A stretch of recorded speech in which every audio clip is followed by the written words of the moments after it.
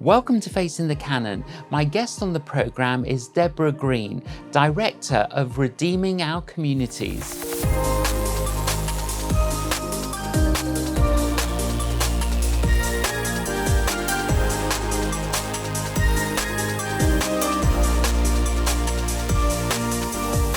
Debra, welcome to Facing the Canon.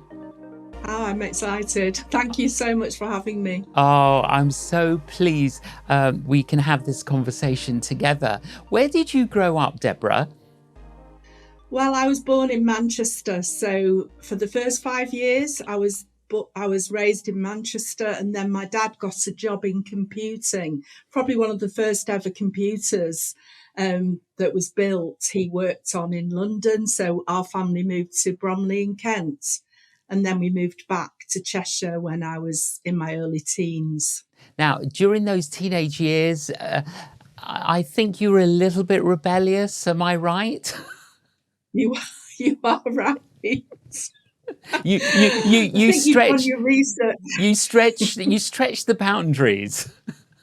I'd stretched the boundaries, but I always remember there was a lovely church in Bromley who had the initiative to go and pick all the children up, to give the parents a break on a Sunday morning and take us to Sunday school. And I still remember now the impact that church had on my life. However, that would be many years later. I came to know the Lord. Yeah. Rebelled, boyfriends. Yes. Drinking, parties, the usual thing. The usual. But when you got married to Frank, on your wedding day, in the service, while you're singing a hymn, Psalm 23, something happened. Yeah, absolutely.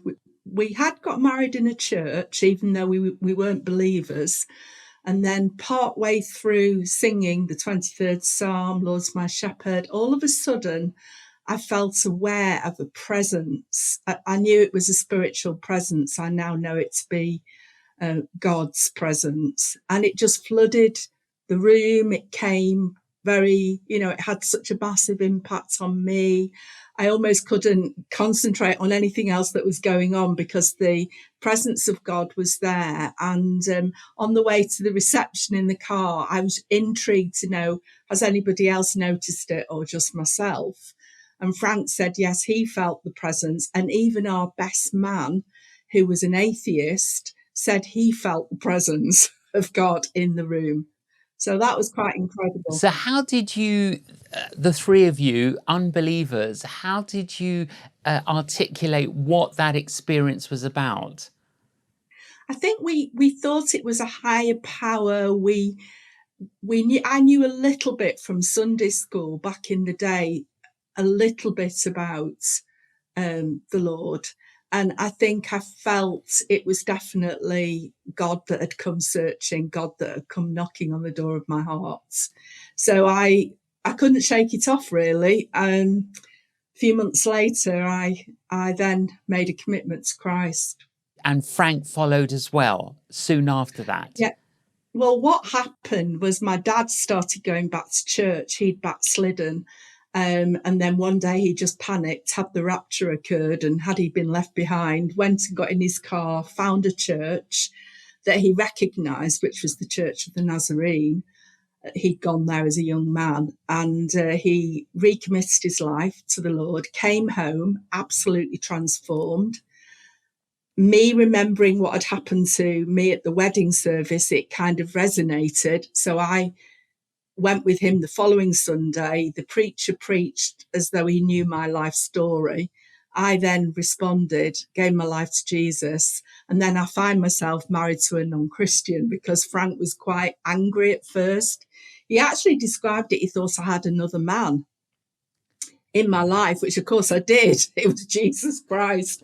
And then it was about 3 months later, he then became a Christian as well.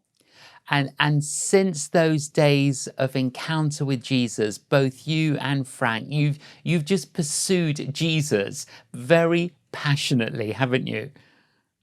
Yes, so we both became interested in, both called really into the ministry from a very early early days of us being Christians, new baby Christians, really. We were both called into the ministry, and then we began as youth pastors at Altrincham Baptist, then followed on leading Ivy Church, which we were there for 30 years, and then leading a big prayer network across Manchester before starting Redeeming Our Communities. So yes, we were both fully involved in kingdom things right from the beginning of being Christians. Deborah, you and Frank pastored the Ivy Church in Manchester, and then that led you into another quite unique ministry. Did you know that God was leading you into that ministry before you left Ivy? No, not really. I think it was just receiving a vision about it, very much based on the first few chapters of Nehemiah about the walls being broken and the gates burned with fire. It was about the reputation of our city, because our city was known as Gunchester. And I thought, I can't be a Christian, live in this city and not do anything about that. So a growing vision started to emerge around leading a local church, yes, but leading more of a ministry of networking churches together right across the city. And I think it took me a bit by surprise, which I think God often does, doesn't he? God often But that does. vision then began to unfold and grew very, very quickly. Explain a little bit more. What did you first do, and how did it grow into what it is today? Well, we first decided that we needed to be a city which was connected together, not with all the individual organisations working in silos. So God gave us very much a vision of rebuilding the walls, connecting the strong towers together. And so the first thing we did was we decided to have a gathering. I suppose it's what Christians do, isn't it? Yes. Let's invite all the churches in Manchester to come together to pray. And the first meeting, we had 11 churches coming together to pray, which we were really excited about. Rolling on from there, by the year 2000, sort of 7 years later from that first prayer meeting, we had over 200 churches coming together to pray for the city, praying for health, praying for crime reduction, working with the police, praying about business, praying about education, what we now call the spheres, really, but praying into the health and well-being of the city, and praying that the spiritual atmosphere over the city would change. And that, of course, led into mission. In fact, you came, J.John, I for an know. event called Yes. Game of Life That's at the right. Velodrome. Yes. And we had 5,000 people there. You probably remember, and many I people gave their lives to the I Lord. do. It was awesome. And we also we used a secular venue to host a Christian mission, Yes. which was amazing. And then we had Message 2000, 65,000 people Yes. hearing the gospel. We had Festival Manchester. So the prayer track and the mission track really ran alongside one another, and people started to come to know the Lord, and all the churches were working together. So there wasn't that competitive element around where these new Christians are going to be coming to church. It was a really exciting time. And you worked with the police. How did you initiate that work with the police, and almost for the police looking at what you were doing and actually saying, you're doing something that we can't do? Yeah, that's it. I don't think the police had ever thought about working with the church or seen the relevance of that. But we had this nickname called Gunchester. Instead of being Manchester, that it was a reputation was Gunchester because of the gang violence. And so we decided to have a big meeting at the same venue you came to speak. It's called the Velodrome. Yes. Opposite the City of Manchester Football Stadium, Etihad. And we had thousands of people praying about gang violence. And it even went onto the front page of the BBC headline news, which I think was incredible to see that the media picked up on it in a positive way. And we said, no more Gunchester. And it was actually my son, Josh, who prayed the prayer, no more Gunchester, in front of 5,000 people. And then 6 months later, Manchester Evening News headline said, "Is this the end of Gunchester? Violence has fallen by 37% in the last 6 months." And that's when the chief constable rang me, Sir Peter Fahey, and said, "Deborah, we want to work with the church. We've seen the impact of those prayers." And it was the whole start of a journey of working with police forces across the UK as we do now. I mean, that is so encouraging. So Yeah. encouraging. Now, you mentioned your son Josh, who spoke those words, "No more Gunchester," from the stage. But prior to that, he got arrested and he was put into a police cell. Tell us what happened. Well, we were pastors of a church and we were leading this prayer network ministry and started redeeming our communities to reduce crime and work alongside the police. So you can imagine the impact when two police officers knock at my door to arrest our 17-year-old son. And I often say, and it wasn't, they weren't coming to see me about redeeming our communities. It was Yes. just such a traumatic experience for us. They took him away for the weekend. We didn't know where they'd taken him. We actually later found out that they'd taken him to Longside Police Station. And my daughter and myself just got into the conservatory in our home and we just began to pray and intercede. We listened to some worship music. We knew worship was a weapon. We started to speak the prophecies that we'd had over Josh since he was a baby. The words that people had spoken over him, that one day he was going to be an evangelist. And we just reminded God and we said to God, "Look, we need your help, Lord, because his life is going in the opposite direction to the one that you've spoken." And we worshipped and we prayed. On Monday, Frank went to pick Josh up. He'd taken him to court. He was given a conditional discharge, which was amazing because it was his first offence. And then Josh came through the front door of our house and he was a changed person. Before he'd gone away, he'd been angry, he'd stopped going to church, he'd started working in a call centre, he'd dropped out of school, he was drinking, he was in with the wrong crowd. And when he came back through those doors, he was transformed.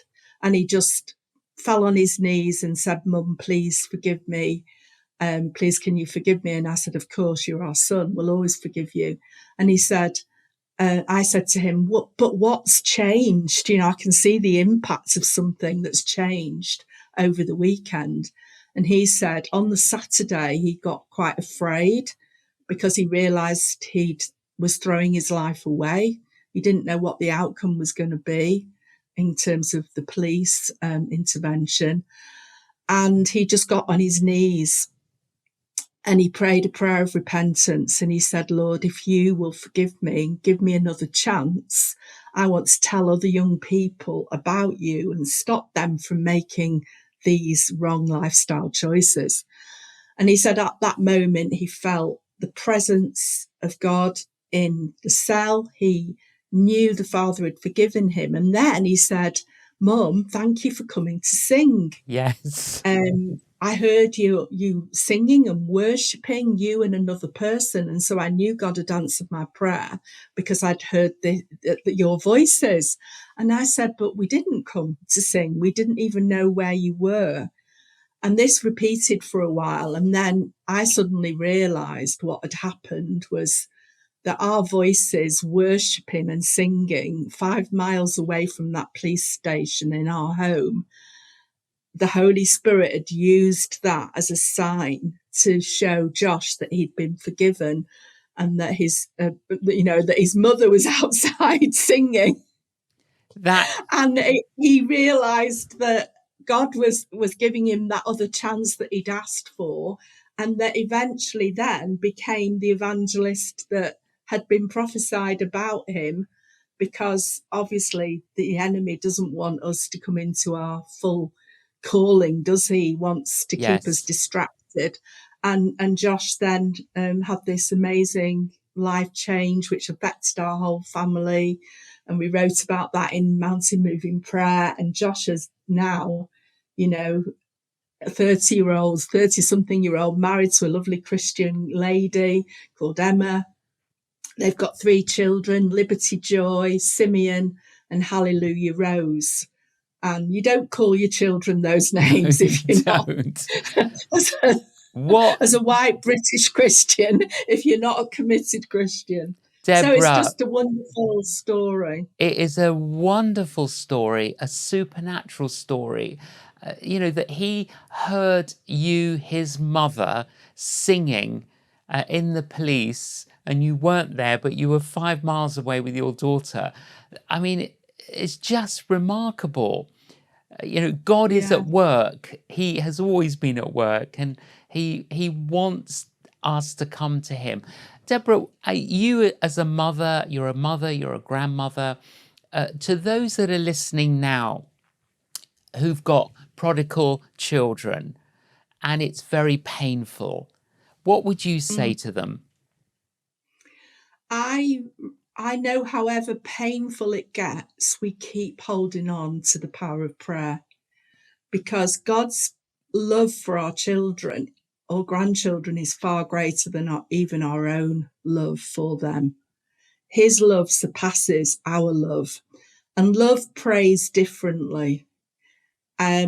Love doesn't let go of that child coming into their full destiny and reminding God of those promises that have been spoken over them, however far away that they may have wandered. I think it's the prayer of agreement as well.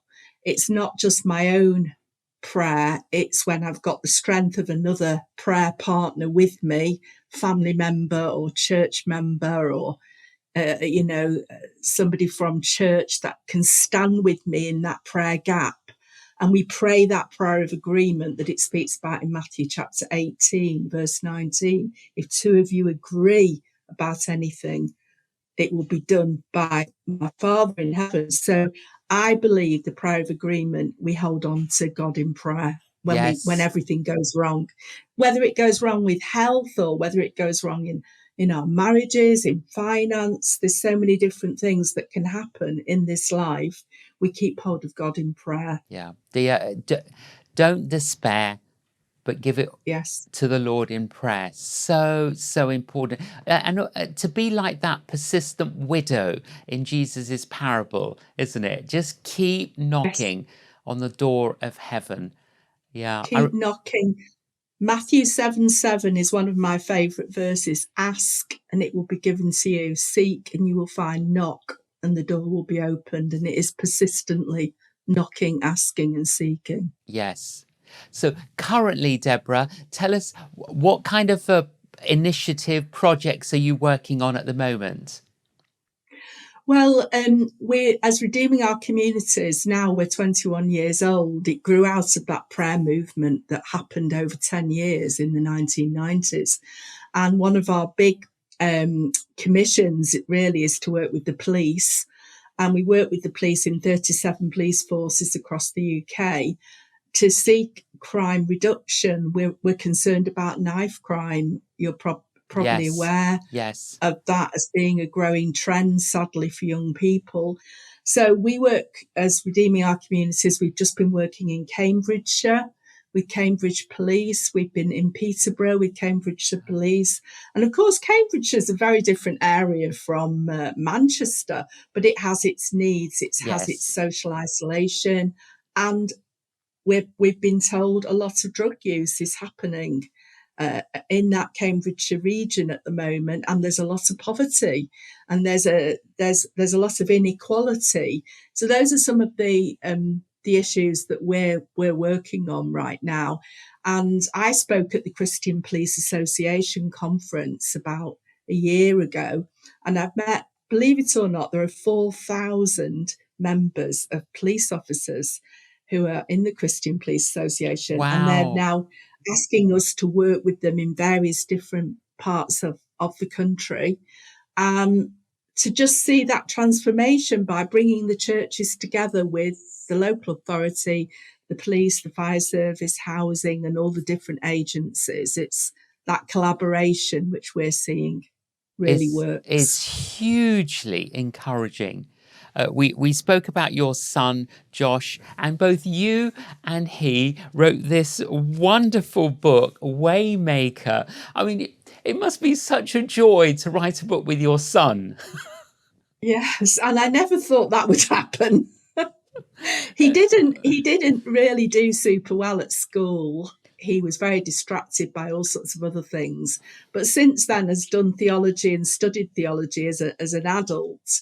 And he is very, very gifted in writing and theology. So it was a joy to write. And, you know, it's a permanent record of some of the things that have happened to us as a family, but also some of the things we've seen happen in society Yes. in terms of reminiscing about how God, it has many, many different attributes, doesn't he? But we talk particularly about the 4 attributes in the song, which was written by Sinach. So Waymaker is sometimes where we don't really see the answer, but God makes a way where there seems to be no way. And he is with us in the valley. He's with us in the trial.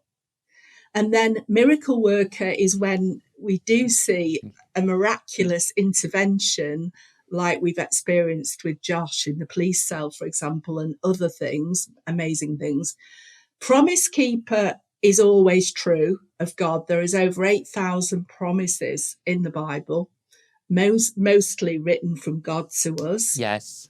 So they're always applicable and true in our lives. And then light bringer, Jesus is the light of the world, but he said to his followers, let your light shine. Yeah. So how can we let our light shine in the darkest places of society? So we've broken it down into those 4 sections, but really it was inspired by an experience I had in 2023 when I was suffered from a serious health issue. Go on, tell it. Are you able to tell us about that health issue, Deborah? Yes, I'd just come back from speaking at a joint churches event in Glasgow, and I was feeling fit and well.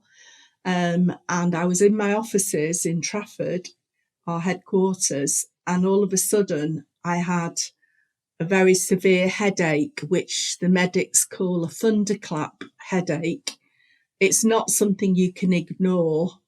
I went and sat in my car, managed to get into my car, and my cleaner from the offices came out and said, I'll ring your husband. Frank came down to the car and he actually couldn't understand what was happening to me. I was sick, I was shaking, I couldn't move, this uncontrollable, this very painful headache.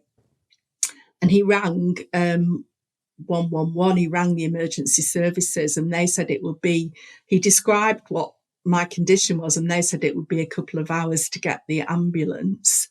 And then as soon as he'd put the phone down, the phone rang. He was using my mobile phone, and it was my GP from St. John's medical practice in Altrincham.